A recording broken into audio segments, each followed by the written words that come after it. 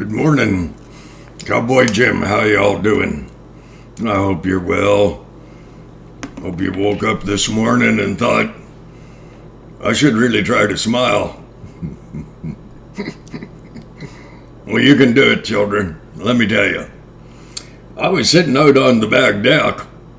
Boy, let me tell you, up here in Fort Mac, I think we had about 4 to 6 inches of snow. And last night, and she's downright chilly. I mean, you wouldn't want to be running around out there in your birthday suit, I guarantee you that. And I just wanted to thank all my subscribers and everybody else that watches. 156. I think this is going to be 157 YouTube videos. 614 subscribers. Wow. That's not bad. I mean, I look at myself in the mirror and I see what I'm looking at. Trust me, 614 is not bad at all. Oh, I just so hope that some of you have been recording yourselves on video. Hey, it's pretty simple. Don't post it. But just so that you can study yourself.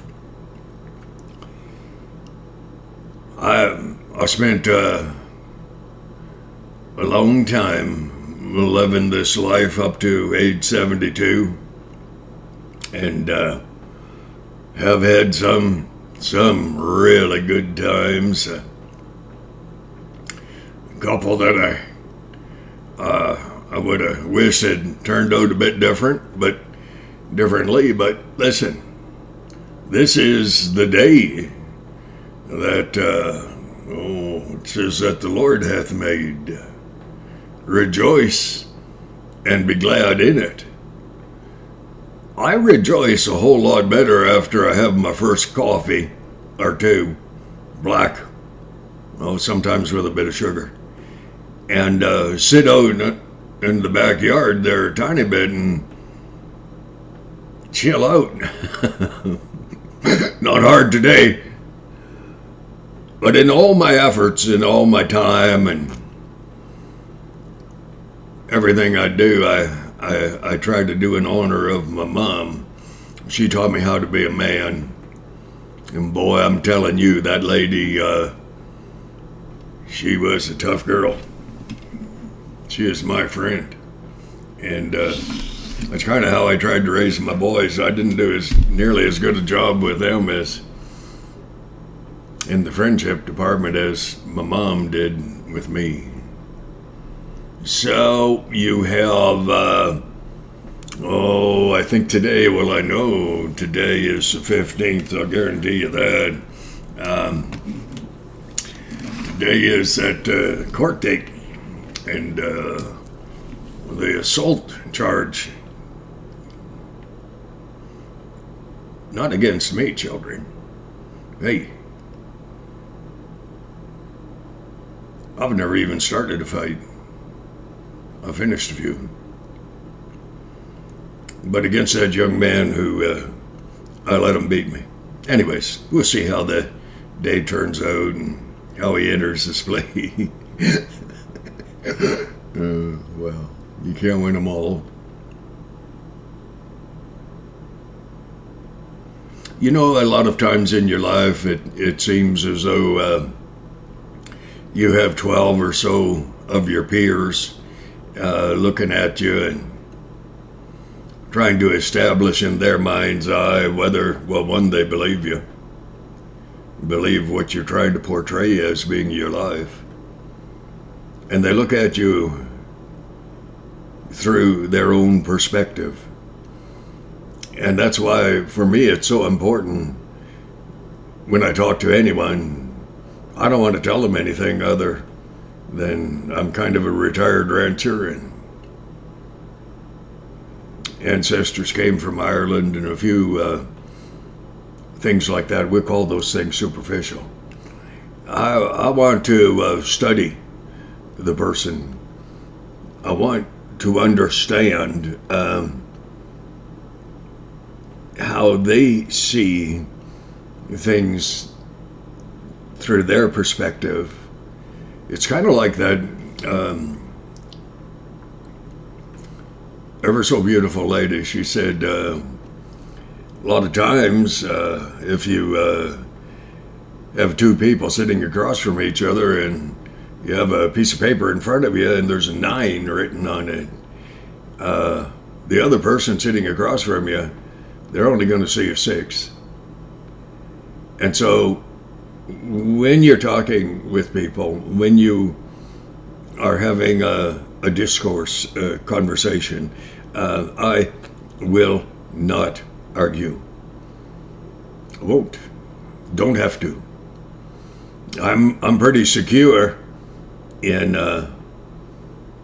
my belief system. I've been working on it since I was 2.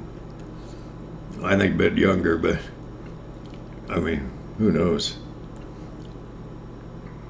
I'm pretty happy. Again, that lady with the 6 and the 9, she taught me quite a bit about being happy. And my cousin, John Martin, back in St. Catharines, Ontario, he was so concerned, and he called me one day and he said, "Jim, are you happy?" Well, I thought about that for about 3 days. I answered him, of course, but I didn't know what happy was. Didn't have a clue. I knew what hard work was. I knew that when I spoke to people, I had to have earned their respect, because without their respect, they can't hear what you are trying to say. And if you're trying to say something that is important to you, the one saying, that it may beneficially affect the person who's listening, you want them to respect you. You want to have earned their respect, because that's critical. So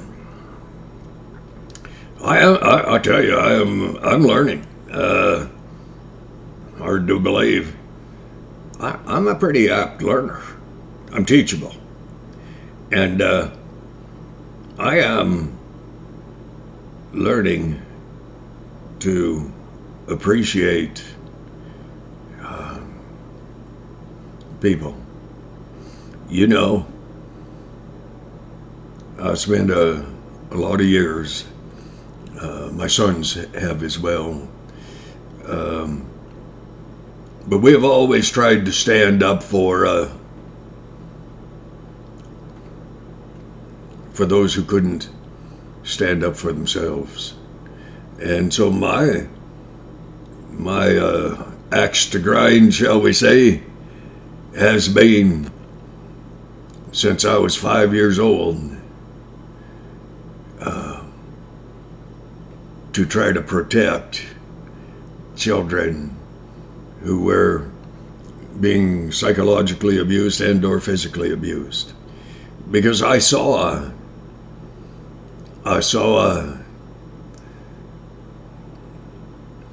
a Down syndrome child named Barry. Back then, they weren't called Down syndrome children. They were called mongoloid. Political correctness, in many ways, is a good thing. And to change that title, that name, to Down syndrome was definitely an act of kindness. And I realized back then, as a 5-year-old kid, that there was a difference between that young man's name was Barry, and between me and he. And the difference was he was ignored. Because the people that were looking at him through their own perception of who and what he was. They should have known. He was a good kid. 7-year-old, he might have been 9, I don't know. No, I was 5. That's when I was boarded out for a while. That's my dear mother. She thought, this boy is smart. Let's get him into school early. Well, my mother wasn't always right. And I believe that was the worst thing that could have ever happened to me. I learned what failure was. I never actually did learn at that era, at that time, what success was. But I now take my failures and I put my heart, soul, person, everything I have and am and hope to be, I fight against failure. And I mean, I fight against it. And I fight for those who cannot fight for themselves.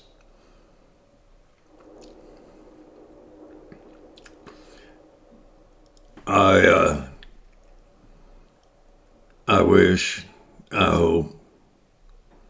Oh, I said this the other day. Oh, jeez. I wish for you joy and happiness, peace with God, with those around you if you can. Can't always do it. But above all these things, I wish for you love. That's what that young Down syndrome boy, child, man, I don't know, I'm not sure if he was 7 or 9, but he worked like a man. He never went to school that I saw. But oh, he worked like a man.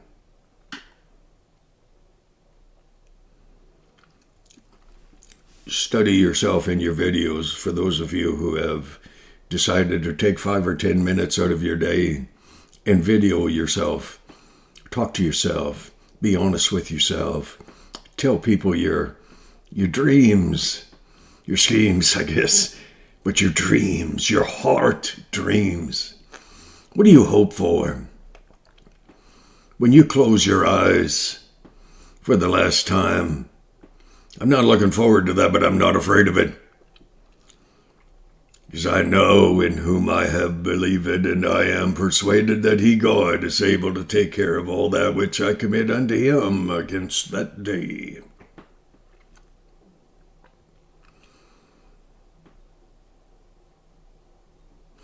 Dear friend, first name Vlad, met him at the bus stop down here going to work one day. We talked 3-4 days, and he said, Jim, I hope you find that peace. And I thought, boy, I kind of thought I already had. But perhaps he saw something inside me that I was not yet able to see. I hope and pray that you will find that peace that passes all understanding. It's my prayer that I find that too. I didn't actually realize I was looking for it. I guess I am. Well, anyways, God bless you. God bless you. Remember, you're going to live till you die. Only you can determine what you're going to do up to that point. Thereafter, it's, I think it was Shakespeare's, in one of his stories, said the die is cast. When you close your eyes, the die is cast. That means it can't be changed. So you determine where you fit in. You determine. Only you can. You determine what you're going to be, how you're going to do it, and how you're going to be. No one can do that for you. No one has the right. That's your right. Your choice. God bless you. Merry Christmas. Merry Christmas.